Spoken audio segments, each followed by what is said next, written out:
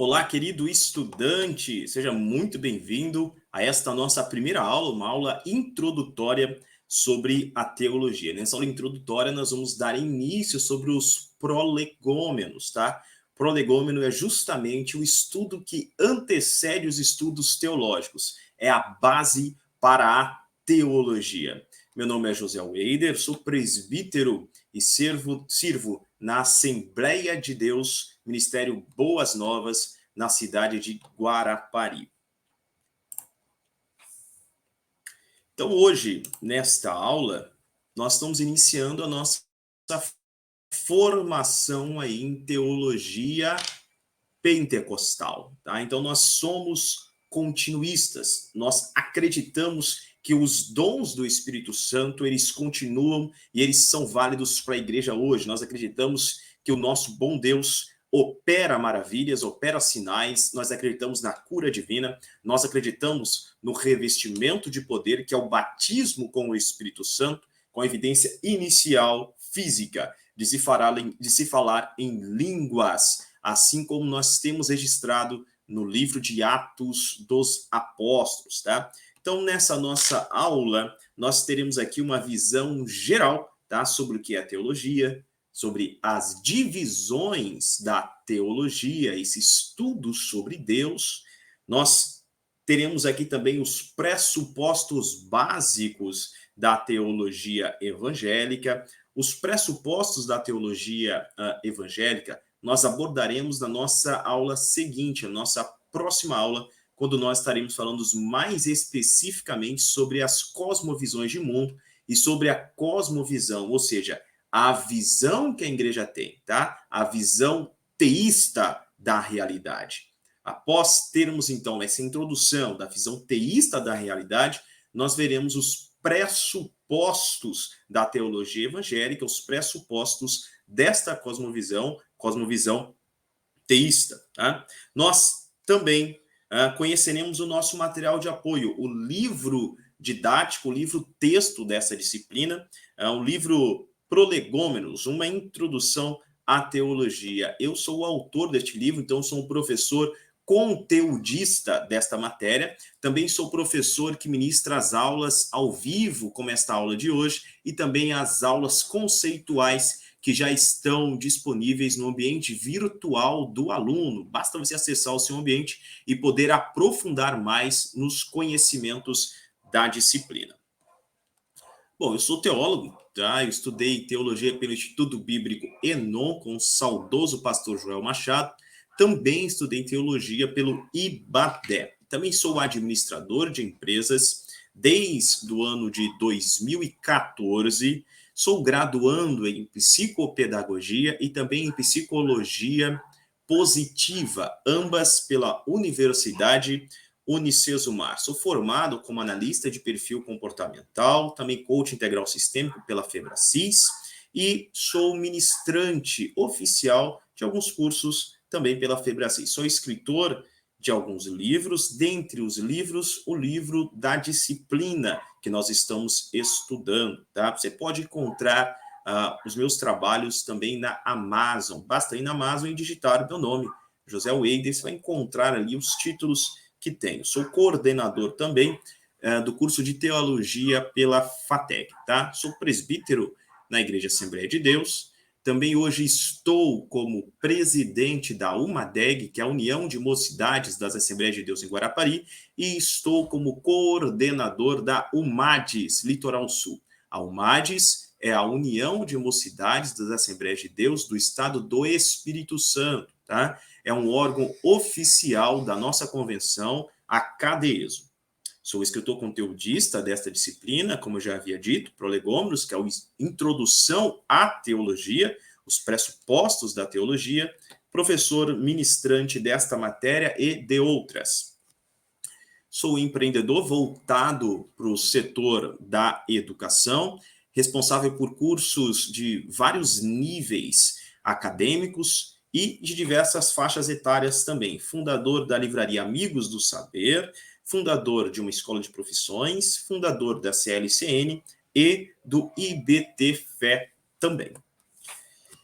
Vamos, de fato, agora começar a conhecer a nossa disciplina e o que nós vamos estudar na disciplina ao longo deste mês, tá? Ao longo desses 30 dias. Lembrando que as nossas aulas ao vivo vão acontecer todas as sextas-feiras, sempre a partir das 20 horas, tá? Se você não puder acompanhar a nossa aula ao vivo, a nossa aula ao vivo também ficará disponível para que você a acompanhe logo em seguida, tá? Especificamente essa aula de hoje, nós estamos iniciando às 22 horas, mas a partir da próxima sexta-feira, todas as 20 horas, nós teremos as nossas aulas, tá? Estou conhecendo aqui a nossa disciplina, esta é a capa do nosso livro didático, o livro texto, tá, da nossa disciplina, e na nossa aula de número 1, esta aula, nós teremos os seguintes assuntos: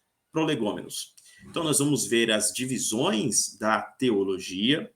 A teologia ela se divide em vários ramos, tá? Para o estudo, nós vamos conhecer um pouco mais sobre isso. Nós estudaremos também os pressupostos. Na verdade, seremos apresentados aos pressupostos da teologia cristã. Nós estudaremos cada um dos pressupostos em uma aula específica, tá? Mais aprofundadamente nas suas aulas conceituais, ou seja, aulas previamente já gravadas, disponíveis no seu ambiente virtual de estudos. Nós teremos hoje, então, a definição do que é a teologia, a importância da oração para o estudo de teologia e o nosso material básico do teólogo, tá? Na nossa aula de número 2, nós teremos as 7 principais cosmovisões para o universo e a cosmovisão teísta, que é a cosmovisão cristã, tá? Cosmovisão teísta naturalista e o teísmo bíblico também. Nós também teremos os argumentos teístas naturalistas para a existência de Deus. Teremos, então, aí o início ao estudo desses argumentos. Na aula de número 3, nós estudaremos a imanência de Deus na criação, ou seja, a presença divina aqui, a influência do Deus Todo-Poderoso dentro da criação.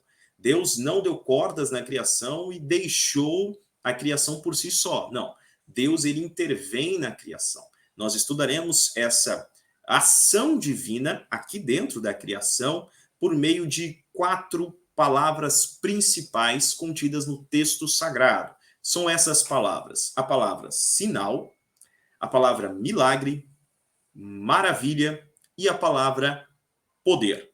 Estudando estas palavras no texto bíblico, nós teremos então um entendimento melhor sobre a imanência de Deus neste mundo. Imanência significa dizer que Deus age aqui. A transcendência significa dizer que Deus está além deste mundo, ele está além da matéria. Então Deus não é a natureza, Deus não é a criação, ele transcende a natureza, ele está além da criação, porém ele também é imanente, ele age dentro da criação, dentro dos eventos, ele controla toda a história, ele é o governante absoluto, o administrador de todo o universo, ele é Deus, o regente maior, o rei de todos os exércitos, tá? Na nossa aula de número 4, nós estudaremos o exclusivismo, que é o pressuposto oposicional, ou seja, só existe, então, um caminho que leva a Deus, não existe outro caminho. Só um caminho é verdadeiro. Então, a ideia de que toda religião leva a Deus, logo, é falsa, ela é descartada, e nós provaremos isso pelo pressuposto do exclusivismo. Então, sim, tá? A teologia cristã ela é exclusivista, ok? Só existe um caminho que conduz até Deus, e este caminho é Jesus Cristo. Não existe nenhum outro nome, nenhum outro ser que pode fazer essa união do ser humano com Deus, apenas Jesus. Na nossa aula de número 5, nós estudaremos o pressuposto revelacional. Nós conhecemos algo sobre Deus porque Deus se revelou a nós. Na aula de número 6, nós veremos a lógica, o pressuposto racional. Deus é um ser lógico por excelência, tá? E ele criou criaturas lógicas também. Nós vemos que o universo ele está cheio, ele é governado, ele está sendo regido por uma mente lógica. O universo, ele tem várias leis lógicas em operação, leis essas que nós podemos chegar a conhecer e de fato conhecemos. Tá? Na nossa aula de número 7, nós teremos significado, que é o pressuposto semântico. Nós estudaremos o texto em si. Aula número 8, estudaremos sobre a verdade, o pressuposto epistemológico, tá? Aí é a teoria do conhecimento, ok? Aula de número 9, linguagem, pressuposto linguístico. Então, Deus se comunicou em linguagem humana, linguagem acessível a nós, e nós veremos se a nossa linguagem humana de fato consegue nos apresentar Deus de uma forma satisfatória, ou se é impossível para a linguagem humana apresentar Deus. Nós entenderemos se a comunicação humana de Deus, ela é unívoca, é exatamente, nós podemos dizer exatamente como Deus é, exatamente quem Deus é, exatamente todos os atributos de Deus. Nós podemos definir Deus com a nossa linguagem. Isso é uma linguagem unívoca. Tudo o que Deus realmente, todas as palavras que nós utilizamos e as palavras que Deus utiliza no mesmo sentido, no mesmo grau e mesmo número, né? Unívoca, tá? Também existe a teoria equívoca. Quer dizer que em linguagem humana nós não podemos definir Deus, nós não conseguimos ter nenhum tipo de conhecimento a respeito de Deus. A nossa linguagem é equívoca a Deus, é muito distante. Assim como os céus estão distantes da terra, assim os nossos pensamentos estão distantes dos pensamentos dele, a tal ponto de ser impossível falarmos sobre Deus. E a terceira teoria é a visão análoga, tá? Da linguagem, ou seja, nós podemos conhecer Deus, mas nós conhecemos ele de forma análoga. Não exatamente como Deus é, mas nós podemos conhecer a Deus de forma satisfatória.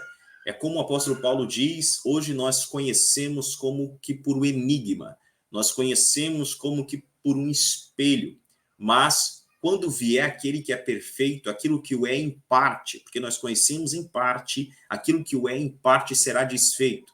A partir deste momento, eu o conhecerei assim como também sou conhecido. Tá? Então, a visão da linguagem análoga, nós estudaremos todas essas visões.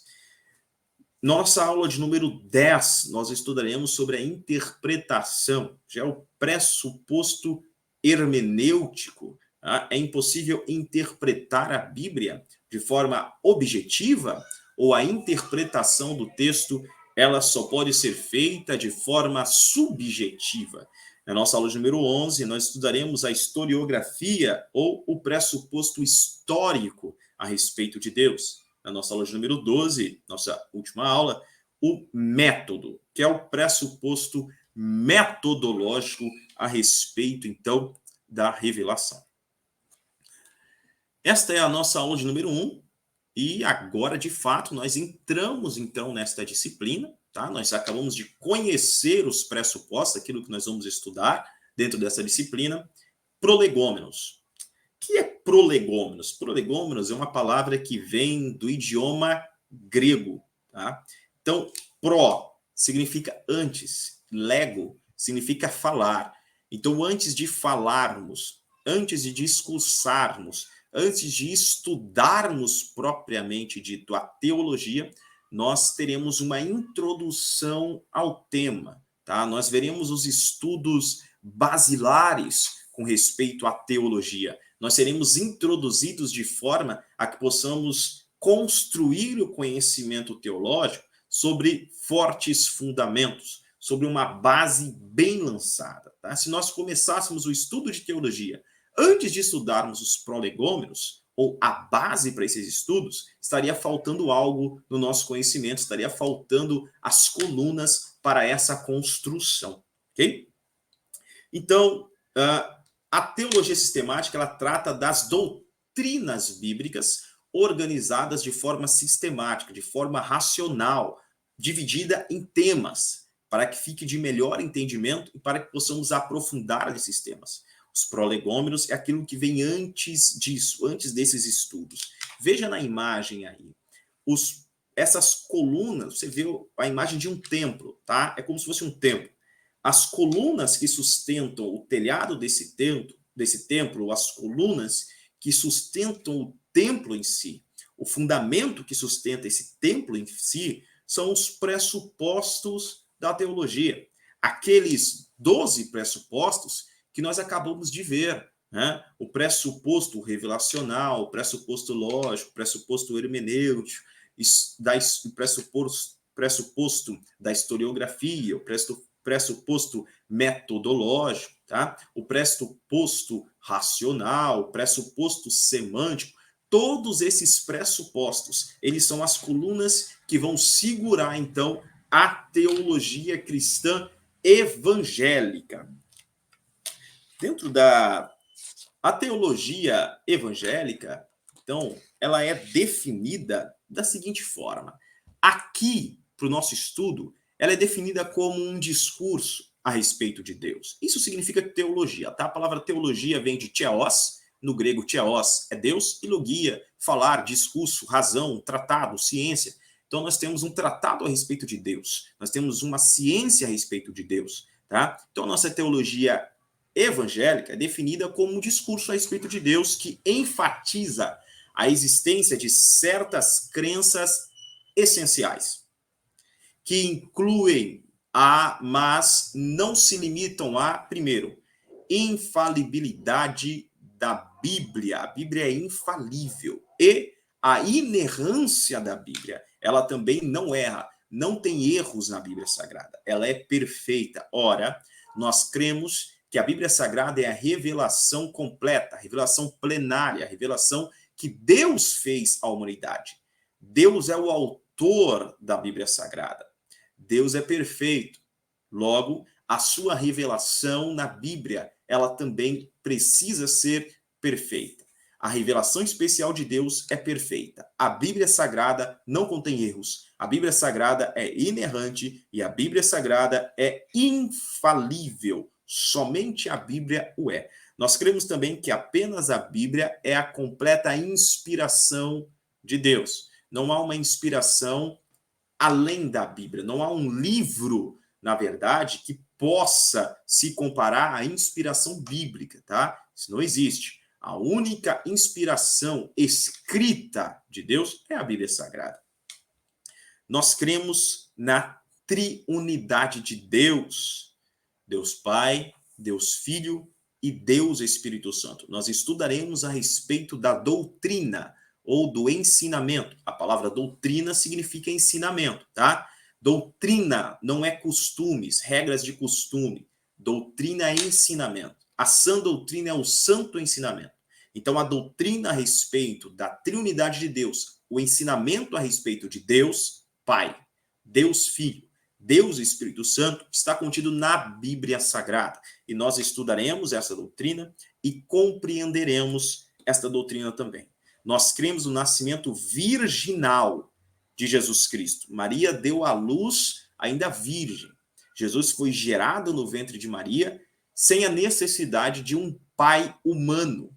O Espírito Santo agiu e operou em Maria, gerando assim no ventre dela o Salvador do mundo. Ora, se Deus é poderoso para criar o ser humano do pó da terra, também é poderoso para gerar no ventre de Maria Jesus Cristo, o corpo de Jesus Cristo, tá? Ainda Maria sendo virgem. Nós cremos na divindade de Cristo, 100% Deus, 100% homem. Essa doutrina de Deus, Jesus Cristo, sendo Deus, sendo 100% Deus e 100% homem, nós estudaremos na disciplina de Cristologia, tá? Nós cremos na total suficiência do sacrifício expiatório de Cristo pelos pecados da humanidade.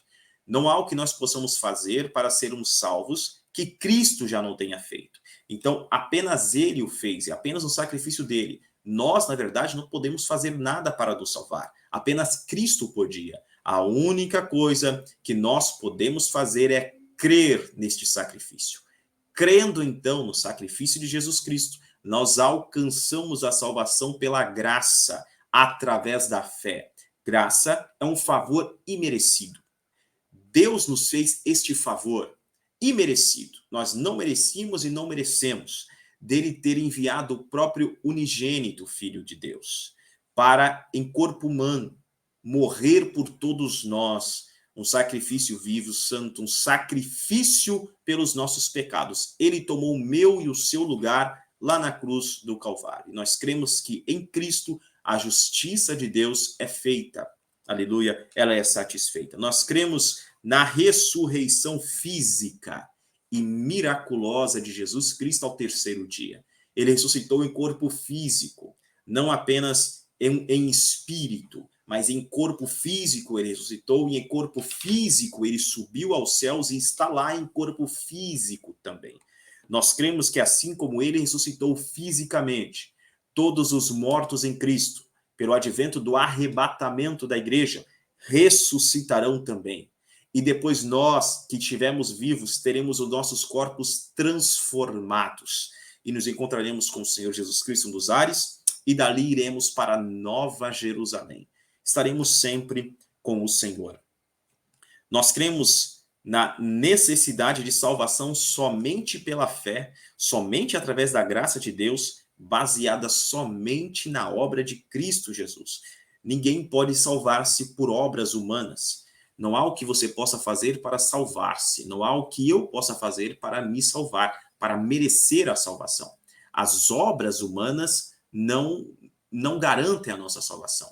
Apenas a obra de Cristo. Na verdade, a Bíblia diz que todas as melhores obras que o ser humano possa fazer, por Deus, são vistas como obras de imundícia, como aquilo que não tem mérito algum, porque tudo que um ser humano pode fazer de bom, estando ele distante de Deus, ele faz de bom para si mesmo, para se sentir melhor, ou seja, ele faz para o bem do seu próprio ego. Logo, essa boa obra que é feita para o próprio ego do ser humano, para que o homem tente salvar a si mesmo, ou seja, esta boa obra está firmada na intenção de se autossalvar, e não na intenção de auxiliar de fato o próximo ou de agradar a Deus, mas na intenção de livrar a si mesmo de um castigo eterno.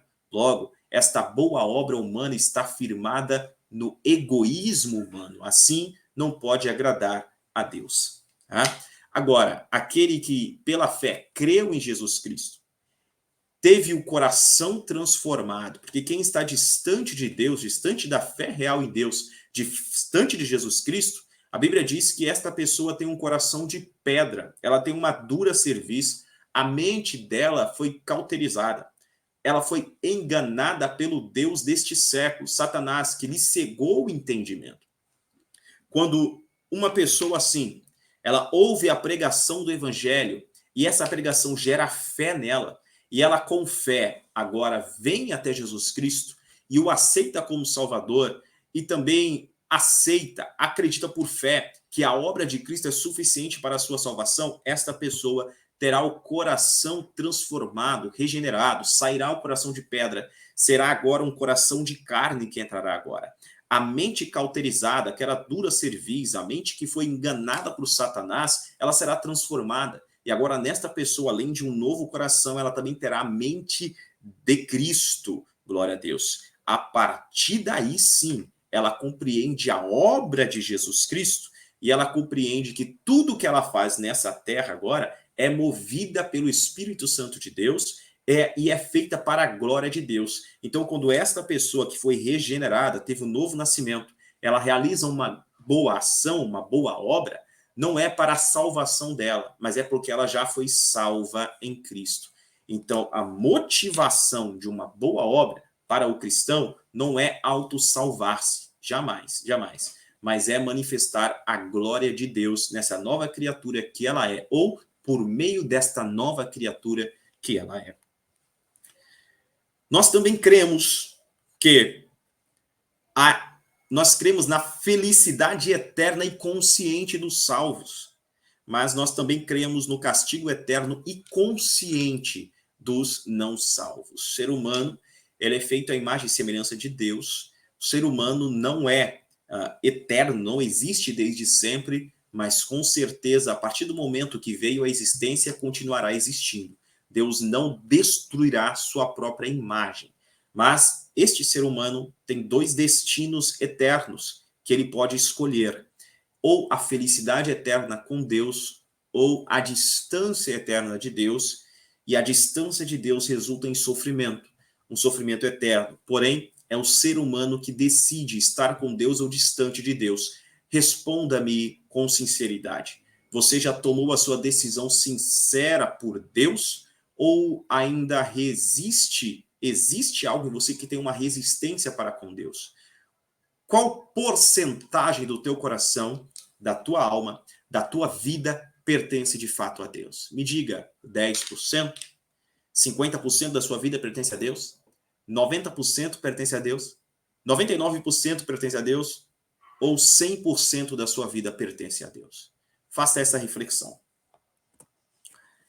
As divisões da teologia. A teologia, ela é dividida em várias categorias.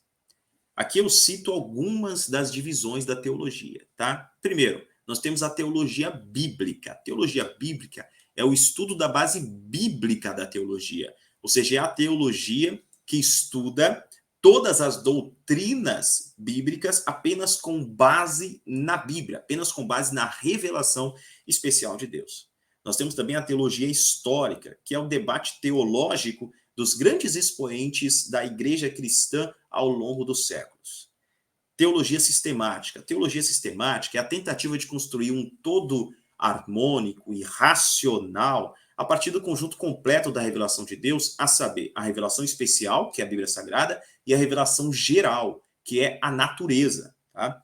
O Salmo 19 fala que a natureza revela o Criador. Tá? Então, na teologia sistemática, nós estudamos tanto a Bíblia Sagrada quanto também a revelação de Deus na natureza. Okay? Teologia natural. Teologia natural é o estudo que se baseia somente naqueles fatos concernentes a Deus e a seu universo que estão relacionados à natureza. Tá? Essa é a teologia natural, ou seja, é o estudo da revelação geral que Deus faz de si mesmo. Por meio da revelação geral, qualquer ser humano pode sim chegar ao conhecimento de que Deus existe. Ou seja, um cientista que ele começa a estudar a natureza em si, tanto naquilo que é macro como naquilo que é micro, ele vai logo perceber que tem uma ordenação lógica ali, que tem várias leis lógicas, racionais, que todo o universo ele grita grande projeto, ou seja, ele mostra que há um projetista para a existência, um projetista para a vida. Logo, a natureza revela o Criador. Toda a ordem que nós vemos na natureza, todas as leis físicas que nós vemos aí, toda a parte realmente biológica, a vida, toda a neurociência, a psicologia, tudo que nós vemos advoga a existência de Deus. Essa é a teologia natural e é justamente a respeito daquilo que é natural que nós iniciaremos os nossos estudos teológicos. Tá? Então, nós vamos passar inicialmente da revelação natural para a revelação especial de Deus. Tá? Porém, nossos estudos aqui iniciais serão em teologia sistemática. Então, nós vamos unir esses dois conhecimentos. Então, nós estamos iniciando por aquela que é conhecida como a rainha dos estudos teológicos, tá? A teologia sistemática. Nosso quinto ponto, nós estudaremos sobre a teologia, tem a teologia revelada. A teologia revelada é justamente a Bíblia Sagrada, é a revelação especial de Deus. Sexta divisão da teologia, teologia dogmática. São verdades sustentadas com absoluta certeza, tá? Nós temos os grandes expoentes da fé, que eles fazem teologia de forma dogmática, ou seja, defendendo as verdades da fé com uma absoluta certeza. 7. Teologia especulativa. Aí já é a verdade teológica, que ela é sustentada no abstrato, tá? ou seja, ela está totalmente à parte da importância prática da teologia. Teologia do Antigo Testamento são os estudos teológicos focados apenas nessa porção das Sagradas Escrituras, ou seja, os estudos teológicos baseados exclusivamente no Antigo Testamento. Teologia do Novo Testamento são os estudos teológicos baseados exclusivamente no Novo Testamento, exclusivamente nessa porção das Sagradas Escrituras, a parte, então, do Antigo Testamento. Nós também ouvimos falar de teologia paulina, petrina, joanina, teologia lucana. E o que vem a ser isso? São os estudos teológicos baseados exclusivamente na obra desses escritores.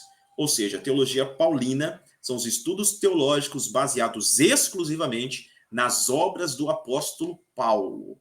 Teologia joanina, estudos teológicos baseados exclusivamente nos escritos do apóstolo João. Teologia lucana, os estudos teológicos baseados exclusivamente nos escritos de Lucas. Petrina, nos escritos de Pedro, e assim por diante, né? Por fim, temos aí também a teologia prática, que diz respeito à aplicação das verdades aos corações dos homens. Teologia sistemática. O que é, então, que vem a ser a teologia sistemática? Teologia sistemática é justamente o todo harmônico, é a união entre a revelação geral e a revelação especial de Deus. Perceba nas imagens que em teologia sistemática nós temos aqui como que a mente de um ser humano com várias questões, né? Nós temos aqui essa mente organizando tantos gráficos, nós vemos aqui uma questão econômica, nós vemos surgindo uma nova ideia, então nós vemos uma ligação entre todas essas disciplinas, tá? Isso é a teologia sistemática, é a sistematização do conhecimento bíblico, ou seja, é organizar o conhecimento bíblico de forma racional, sistemático, dividindo em partes e estudando cada uma de suas partes desde o princípio, para um melhor entendimento de todas as doutrinas que a Bíblia nos apresenta. Isso é teologia sistemática. Então, na teologia sistemática, nós unimos a revelação geral de Deus, presente na natureza, com a revelação especial de Deus, que está presente na Bíblia Sagrada, ou seja, um conhecimento todo harmônico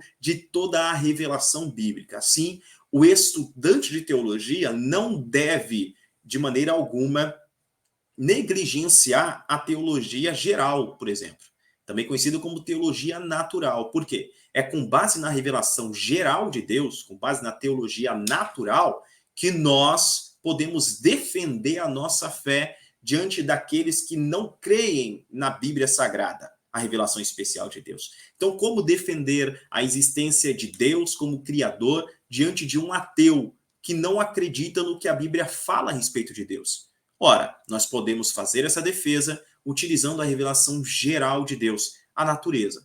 Então, a revelação geral não deve ser negligenciada, porque ela é a nossa base para a defesa da fé, para a apologia da fé. Assim, nós veremos também na nossa próxima aula a apologia da fé feita contra as cosmovisões que são contrárias à visão bíblica, são contrárias ao teísmo bíblico. Nós temos, por exemplo, o ateísmo, que é uma cosmovisão que diz que não existe Deus. Nós temos o panenteísmo, o panteísmo, o politeísmo, o agnosticismo, o materialismo. Nós temos várias visões que são contrárias à visão bíblica, tá? E nós podemos defender a validade, a verdade da visão bíblica com base na revelação geral presente, então, na natureza.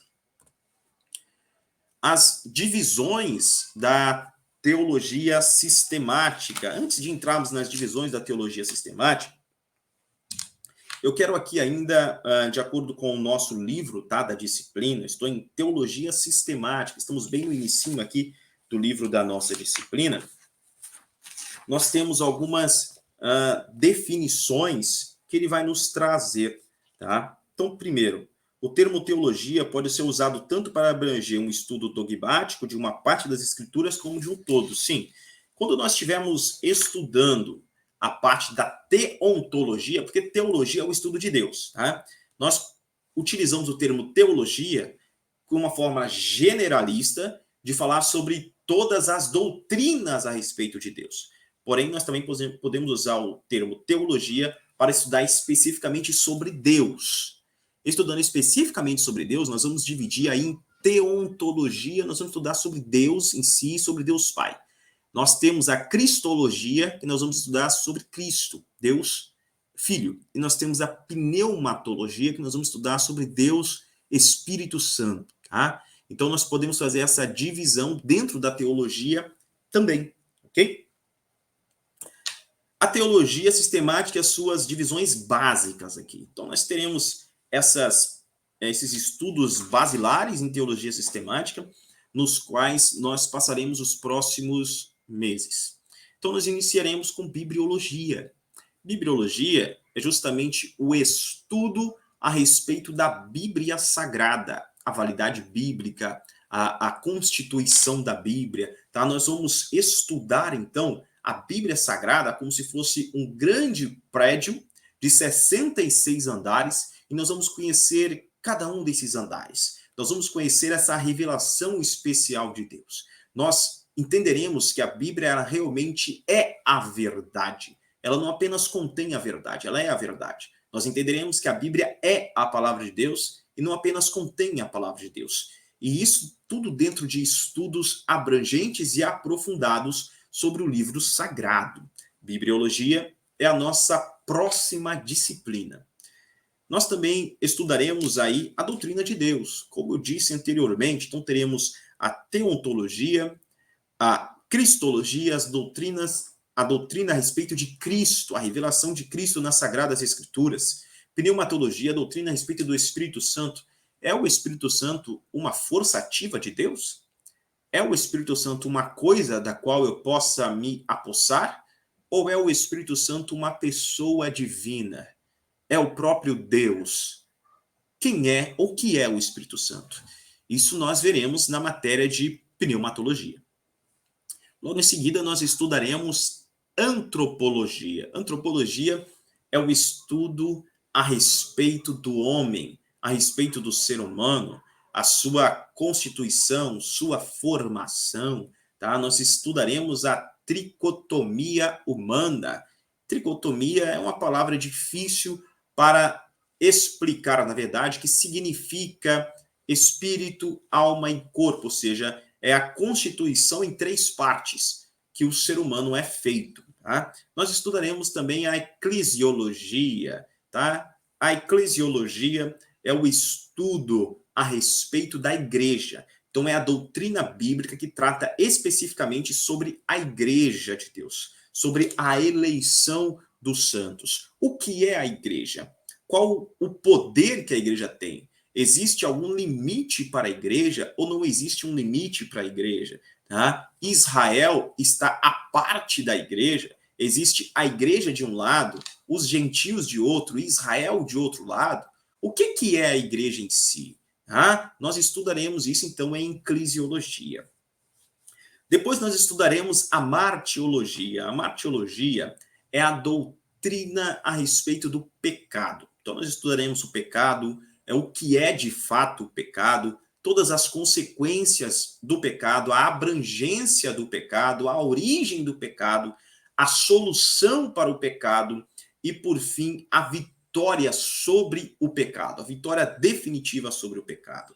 Nós estudaremos também soteriologia ou soteriologia, tá? O que é soteriologia? Soteriologia é a doutrina da salvação.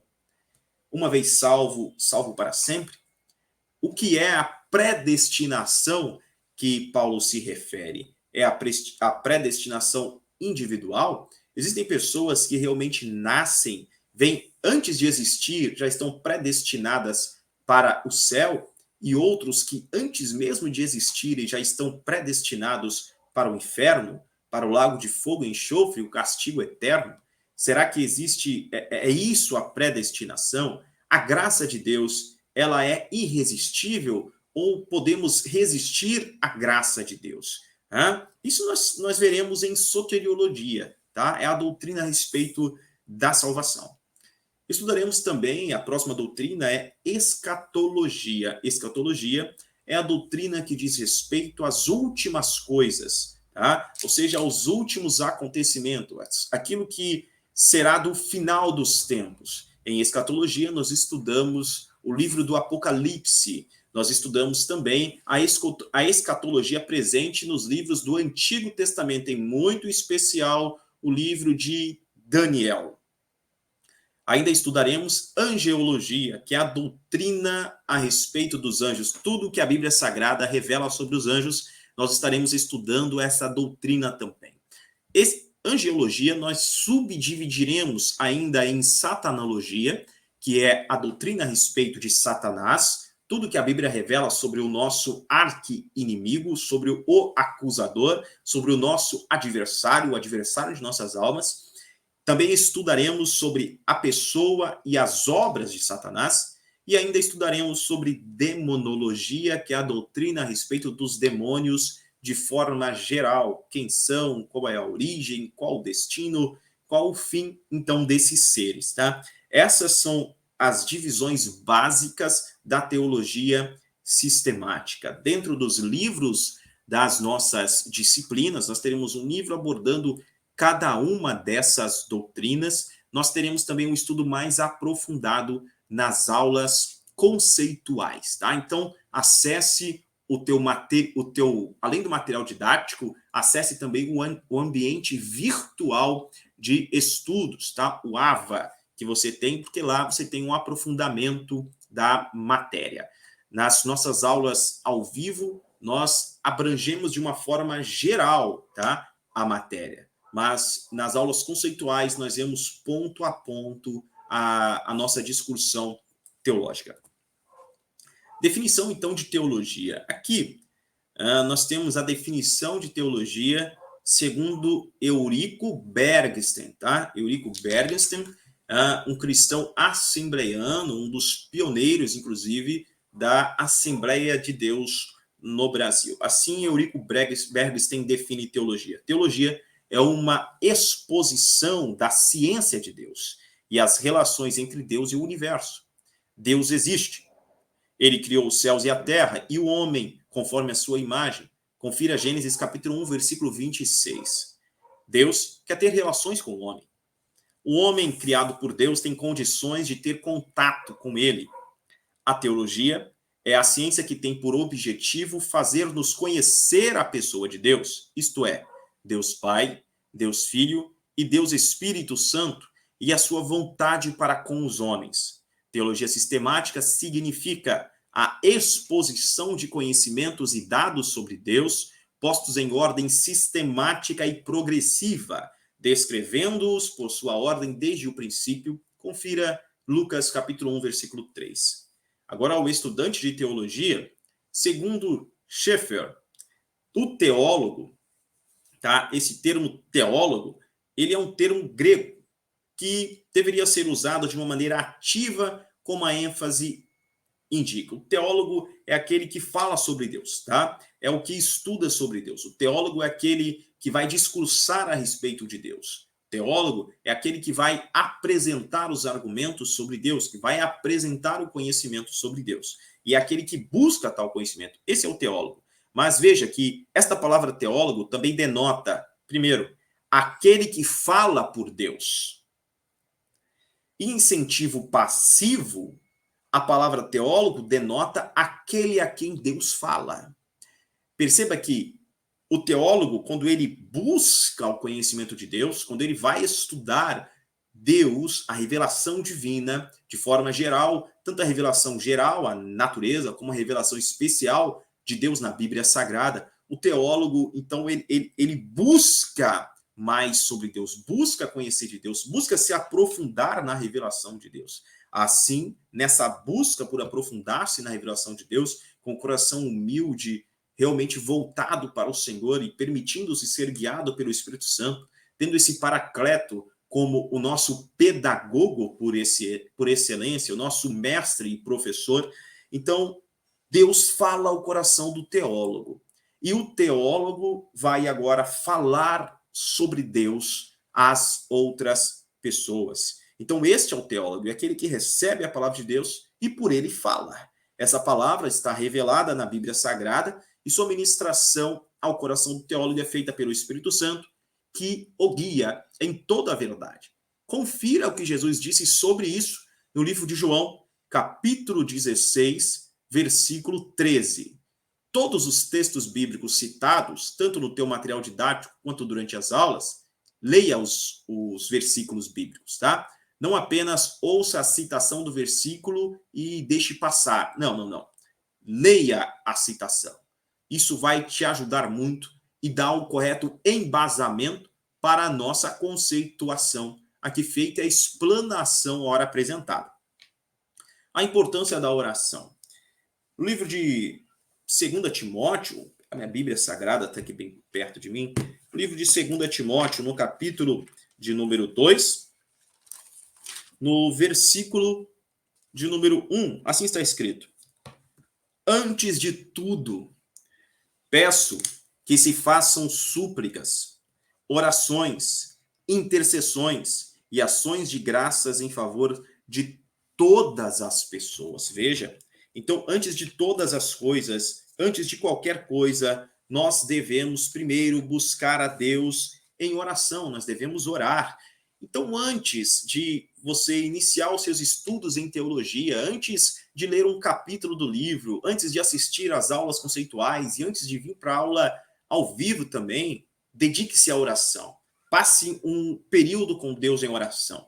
Ore a Deus, para que ele assim possa iluminar o seu entendimento. Veja, 1 Coríntios capítulo 2, versículos de 11 a 16, está escrito assim: pois quem conhece as coisas do ser humano, a não ser o próprio espírito humano que nele está? Assim, ninguém conhece as coisas de Deus, a não ser o Espírito de Deus. E nós não temos recebido o Espírito do mundo, e sim o Espírito que vem de Deus, para que conheçamos o que por Deus nos foi dado gratuitamente.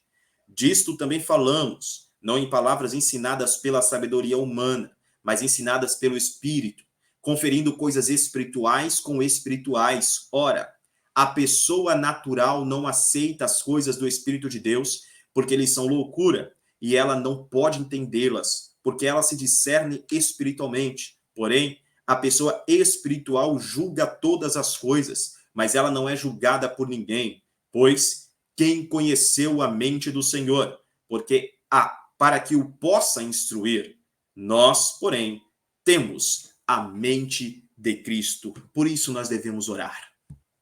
Devemos buscar a Deus em oração, para que ele nos revele pelo seu Espírito Santo o verdadeiro conteúdo das Sagradas Escrituras, o verdadeiro ensino contido nas Sagradas Escrituras. Veja, o homem natural não pode conhecer, o homem natural não consegue entrar nas profundezas de Deus. Nós, quando estudamos teologia, devemos adentrar estes estudos com total humildade, pois estamos pisando em terra santa. Estamos entrando em um conhecimento a respeito do Deus Santo e Todo-Poderoso.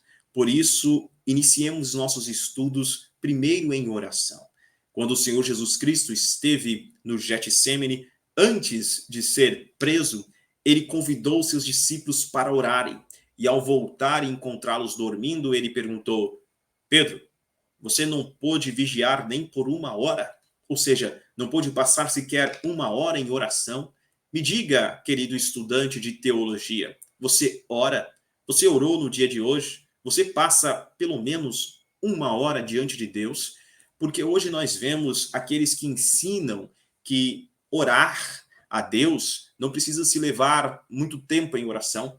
Pode-se gastar 1 minuto ou 2 e está resolvido. Mas me diga com sinceridade.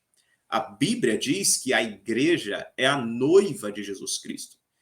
O que você diria de um relacionamento entre noivos no qual a noiva só quer ficar 1 minuto ou 2 perto do seu noivo? Não quer dedicar tempo para o noivo? Não quer conversar com o noivo? O que você diria se esta noiva te dissesse: não, porque eu tenho outros afazeres e eu amo muito o meu noivo, mas a ele eu dedico apenas 1 minuto ou 2 do meu tempo e já está tudo resolvido. Ele me entende, ele me compreende e nós vamos nos casar. Veja bem, este relacionamento logo está revelando um problema que há entre este casal. Será de fato que haverá um casamento para noivos que não se comunicam? Para esta noiva que logo não conhece o noivo como acha que conhece? Me diga, querido estudante de teologia, você de fato tem orado, tem estado aos pés do noivo, tem conversado com Jesus Cristo? Pode dizer que o conhece de verdade? Que ele vive e reina em sua vida? E que o teu tempo é dedicado a ele em qualidade e em fervorosa oração? Não seja, pois, como aqueles que dizem que uma oração veloz é melhor que nenhuma oração. Não. A oração é um tempo de qualidade com Deus. É um relacionamento de noivos. Esteja, pois, em oração diante do Senhor. Em Efésios, ainda, capítulo de número 1, versículos de número 16 a 19, nós temos escrito: não cesso de dar graças por vocês, mencionando-os nas minhas orações. Aqui o apóstolo Paulo escrevendo aos Efésios: peço ao Deus de nosso Senhor Jesus Cristo, o Pai da glória, que conceda a vocês espírito de sabedoria e de revelação, no pleno conhecimento dele. Peço que ele ilumine os olhos do coração de vocês, para que saibam qual é a esperança da vocação de vocês, qual é a riqueza da glória da sua herança nos santos e qual é a suprema grandeza do seu poder sobre nós, os que cremos, segundo a eficácia da força do seu poder. Também o capítulo 3, versículos 16 a 18 diz: peço a Deus que, segundo a riqueza da sua glória, conceda a vocês que sejam fortalecidos com poder, mediante o seu espírito no íntimo de cada um, e assim, pela fé, que Cristo habite no coração de vocês, estando vocês enraizados e alicerçados em amor, isto para que, com todos os santos, vocês possam compreender qual é a largura, o comprimento, a altura e a profundidade, e conhecer o amor de Cristo, que excede todo entendimento, para que vocês fiquem cheios de toda a plenitude de Deus. 1 João, capítulo 2, versículo 27, diz assim: quanto a vocês, a unção que receberam dele permanece em vocês, e não precisam que alguém os ensine, mas como a unção dele os ensina a respeito de todas as coisas e é verdadeira e não é falsa, permaneçam nele, como também ela ensinou a vocês. Ora, oremos, pois, ao Senhor e busquemos dele o entendimento verdadeiro para que possamos crescer em conhecimento e crescer também na graça. Inicie, pois, os seus estudos teológicos sempre precedendo-os com um bom tempo em oração. Aquiete o seu coração na oração. Por muitas vezes nós temos muitos afazeres e aquele período em oração vai nos aquietar. Aquietai-vos e sabei que eu sou Deus, diz o Senhor. Vai nos aquietar e com a mente agora tranquila e livre das preocupações do dia, livre daqueles pensamentos que roubam a nossa atenção. Depois da oração, nós poderemos sim, com a mente tranquila e calma, estudar a palavra de Deus, estudar teologia. Nosso material essencial. O material essencial do teólogo é, pois, a Bíblia Sagrada. Este é o nosso material. É aqui que nós buscamos constantemente. O teólogo é aquele que se debruça sobre o livro da verdade, o livro da vida, o livro que manifesta o Senhor e Salvador Jesus Cristo, a revelação especial de Deus, e através deste livro, através desta revelação, busca conhecer mais ao Senhor. Esse é o nosso material essencial. O teólogo, pois, não é aquele que perde muito tempo lendo milhares e milhares de livros sobre a Bíblia e absolutamente nada na Bíblia Sagrada. Não, o teólogo, ao contrário, ele lê muito a Bíblia, ele estuda muito a Bíblia e também estuda outros livros, livros escritos por homens de Deus. O apóstolo Paulo, quando escreve ao jovem Timóteo, ele pede a Timóteo que ele leve os livros e também os pergaminhos. Então ele está pedindo tanto os textos sagrados como os livros que vão auxiliar na leitura e no entendimento do livro sagrado, a revelação especial de Deus.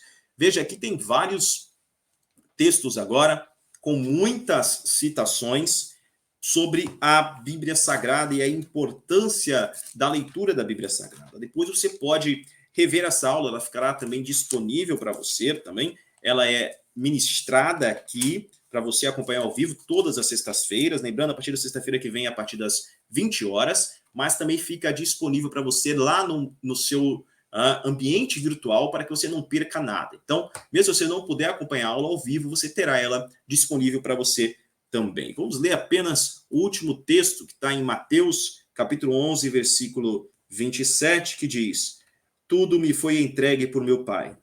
Ninguém conhece o Filho a não ser o Pai. Ninguém conhece o Pai a não ser o Filho e aquele a quem o Filho o quiser revelar. Busquemos, então, a revelação de Deus aqui, na Bíblia Sagrada, porque é ela que nos fala sobre Jesus Cristo. A Bíblia vai nos dizer que a fé vem por ouvir, e por ouvir a palavra de Deus. Então, leia a Bíblia Sagrada, ouça a pregação da fé, aumente a sua fé, cresça na fé.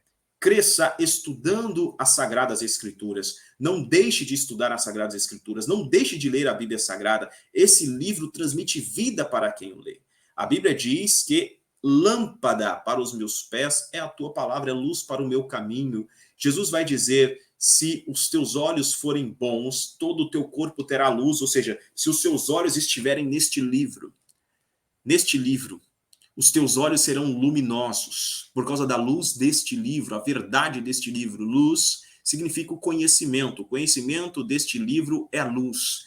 Todo o teu corpo terá luz, ou seja, todas as tuas obras serão feitas com base neste conhecimento, com base na revelação que há neste livro, a Bíblia Sagrada. Aleluia. Porém, se você não buscar este conhecimento, logo o conhecimento que haverá é um conhecimento falso, distanciado da verdade de Deus. Deste modo, a luz se torna em trevas.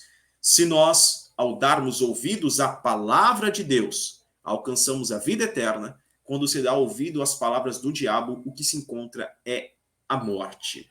Busquemos, pois, a vida no livro da palavra de Deus.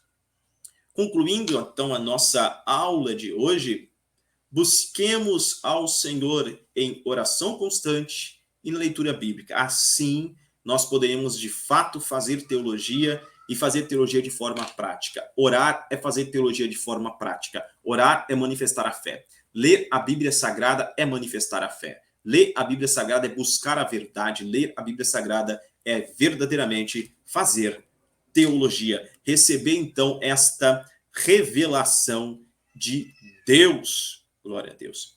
Nossa próxima aula, então, nós estudaremos sobre o teísmo, sobre as cosmovisões e especificamente sobre o teísmo, que é a cosmovisão cristã da realidade, ou seja, aquela cosmovisão sobre a qual se está sustentada toda a teologia. Nós iniciaremos a primeira coluna de sustentação da teologia evangélica por base, então, da cosmovisão teísta e os argumentos que defendem a validade e a verdade desta cosmovisão. Tá? Deus o abençoe, querido estudante, em nome de Jesus.